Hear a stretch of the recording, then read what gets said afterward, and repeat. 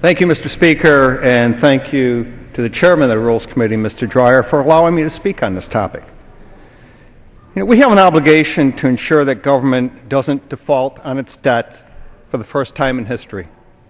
I've always said that America is a country that keeps her promises, and those promises include our debts. The Senate hasn't acted, the President hasn't acted, so today the House is considering yet another solution to keep these promises. I'm not just talking about promises to our creditors. If we default, we break promises to our seniors, to our troops, and to our veterans. Such a scenario, in my view, is just totally unacceptable. The Budget Control Act is a way forward. It's a down payment on serious spending reforms, and it cuts now, and it cuts more in the future, and most importantly, it requires both chambers of Congress to vote on a balanced budget amendment to the Constitution. Future cuts and future spending caps are all well and good, but we know that they don't hold our feet to the fire. We all know that if the federal government wants to spend money, they'll do it. They've proven that time and time again. The Budget Control Act recognizes that we can't keep spending what we don't have, which is why it requires Congress to vote on a balanced budget amendment. It puts us in a position in the future for our children and for our grandchildren.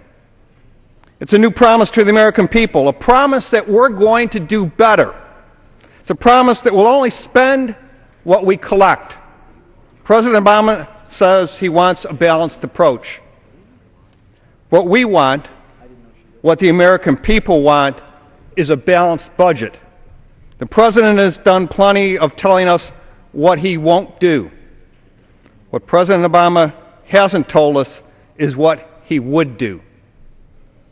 What President Obama in his speeches aren't a plan. A plan is what we have here in front of us today. It's a good plan. Could it be better? All of us on this side of the aisle believe it could be. We passed a resolution in the past about cut, cap, and balance. But that died in the Senate. And so today we're talking about what is going to move this country forward. What is going to set us up on a path of sustainable spending, not what we're currently living with is an addiction. We have a spending addiction in the United States. No, it's gone.